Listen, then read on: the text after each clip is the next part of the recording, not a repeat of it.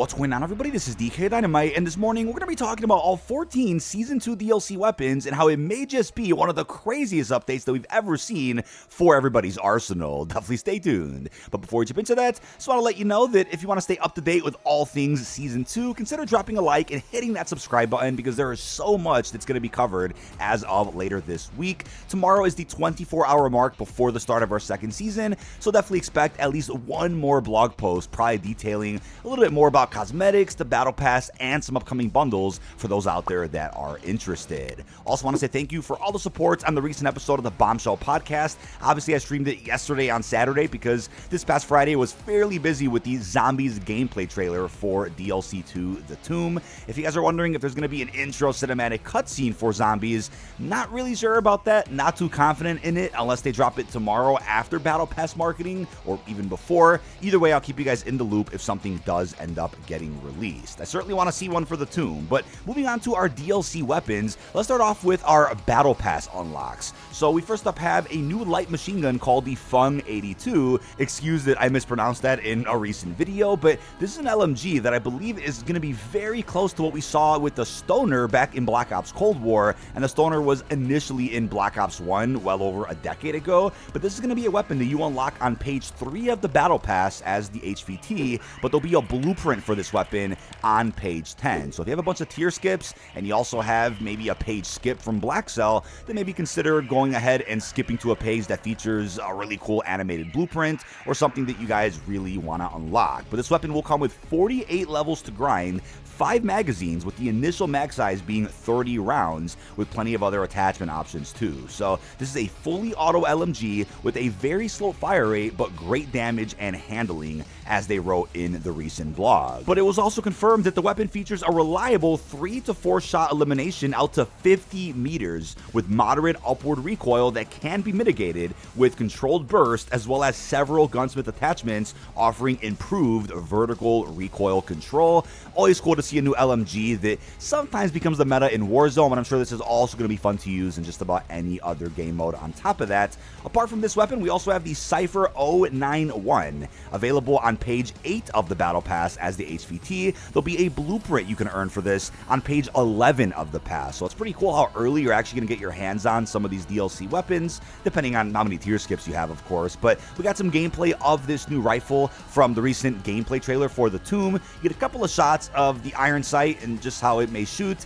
Who knows if this is going to be meta or not, but either way, it has 42 levels you can grind, 3 mags off the rip with 30 bullets in each mag. It's confirmed to be a fully auto rifle with a slower rate of fire balanced by great handling and excellent mobility. So this is not a weapon you're probably going to be running and gunning with or going up against several enemies at once with, considering the slow rate of fire, but I think as far as some range goes, you're going to get some pretty good shots in with this one. Now, a cool perk with this rifle is that it has a faster reload speed, which reduces downtime between mags, obviously, getting you straight back into some gunplay. So pretty cool to see when a weapon or two may have a couple of disadvantages as far as its firing rate, but then other perks you could take advantage of that will still make it a fun weapon to use. But then we have the fan favorite PPSH 41 available at page 6 of the battle pass as the HVT. There'll be a blueprint for it on page 14. Pretty surprised that this will be the second weapon you actually unlock in the pass if you're going in order. Obviously the LMG is on page 3, but this one's not that far away and doesn't come with the drum mag initially, as we've seen with every iteration of the PPSH.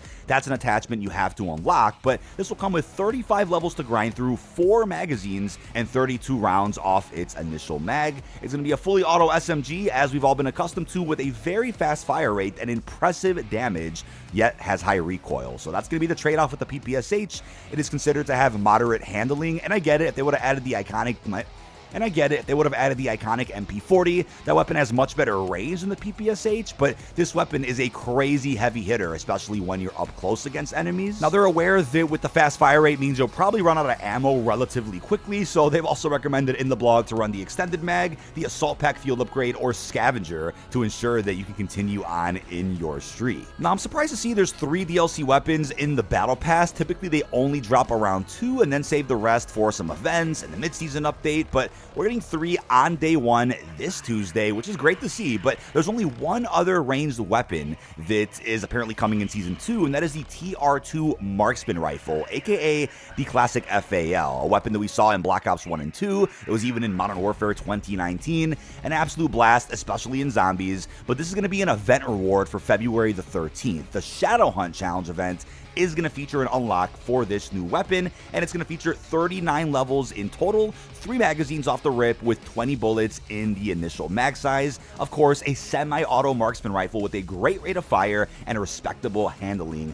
as they went ahead and wrote. But they said regardless, if you want to go ahead and use a long-range optic or prefer a closer fight, the TR2's ease of use will promise a good outcome in the hands of a trained operator. So obviously, if you have a fast trigger finger, you're going to love using this weapon, which is probably going to be mostly a 1 to 2 hit even in core, and obviously an absolute monster if you're playing hardcore. Now, although they haven't announced all the challenge events for Season 2, they've talked about a couple of them, which I detailed in a recent video. We're talking Terminator, Shadow Hunt, and even something to do with St. Patrick's Day. There are, of course, other events on deck for the second season, one of which is very likely a TMNT crossover that'll utilize the map Grind, a reimagined map that is also coming with Reloaded. But something I actually completely missed until the podcast yesterday is that this specific line of information under the event category of the blog does give us a hint as to another weapon that's releasing very, very soon. It mentions earn rewards such as a new primary weapon, melee weapon, a razor sharp launcher, new special attachments, and even more. So it only says melee weapon as in a singular one, but that's also not really up to date. There are several melees coming, which we'll get back to in a second. We know the primary is the TR2, but what about the razor sharp launcher? That's something that I believe connects to another teaser in this blog, which mentions a rip roaring projectile weapon, which is going to be coming later in season. When I first read that statement, I was like, wait a second, that probably means the ballistic knife is coming back. Ironically, that also released with Grind back in Black Ops 4 when the map originally got remastered. So I'm like, okay, we're going to see gun game, ballistic knife is probably included in there, and then they'll release that weapon through an event. But I also speculated right when I read rip roaring projectile that this could have been a reference to the D13 sector, a crazy special weapon from Black Ops 3 that I think would deserve to be brought back in a future COD, maybe a more futuristic one like the game we're apparently getting in less than a year from now. But if we get it in Black Ops 6, can't even imagine how funny that's going to be when you use that, let's say, in a strike map, and I wonder if it'll shoot the same kind of discs as the ones we saw in BO3. Now, we do have a new special weapon category, the only weapon being the Syrin that fits in that category right now, but when you camel grind with the Syrin, it actually counts towards your launcher progress. So I'd assume whatever this new weapon could be, like the D13 sector, it would probably be in the special weapon category, however, would actually count towards your launcher progress, which again could mean you can skip out on other launchers if you just want to go ahead and grind your special weapons for camos. Now, as they also said, expect to fill your melee loadout slot with multiple additional hand-to-hand weapons coming at mid-season. And what do you know, as I mentioned in my previous TMNT crossover video, I do believe this is an event happening within the middle of Season 2, which will allow us to unlock melee weapons like the katana, which has already been heavily emphasized in the Season 2 marketing, the bow staff, which we've never really seen in COD before, but we have other melee weapons that we have seen in COD, like the Size, as well as the nunchucks. Of course, each of these melee weapons do belong to a specific turtle. What are the odds that we don't end up seeing a TMNT crossover with all of these weapons coming into play? And on top of that, the Ghost of Hope, a leaker who's accurately reported on a number of good info in the past, has also teased the TMNT event over on his Twitter. But never have we seen this many weapons being planned for a single season alone, let alone this many melee weapons, which will end up dropping likely with one single update. I'm assuming there'll be a challenge event where you can unlock all those new melee weapons for free, or an event pass of some sort. Maybe the free track has the melee weapons, then the paid track could have, let's say, Master Splinter or some Foot Clan operators. Who actually knows if there's going to be a pass like that for TMNT, but could totally expect a single event that releases all of these new weapons. Don't forget that the Grind multiplayer map, a skateboard park, is also perfect timing for the leaked skateboard melee weapon that has been talked about for the last couple of weeks as well. So also expect that melee to pop pop up in one of these upcoming challenge events that will end up dropping. But to wrap things up, we also have plenty of new special attachments, which are arguably similar to operator mods from BO4, maybe even amps from MW3. This will ultimately give you access to newer weapons that don't really play like any of the weapons we currently have. So first off, we have the Crossbow attachment, which will be compatible with the SWAT 5.56 and the AEK 9.73 marksman rifle. This is an underbarrel attachment that will be unlocked in page 7 of the battle pass. It's always cool to see a new attachment just kind of slipped into one of the random pages, as we saw last season with season 1. But as they mentioned here, the 3 explosive tipped bolts will detonate shortly after impact for an explosive finish, even if you just hit wide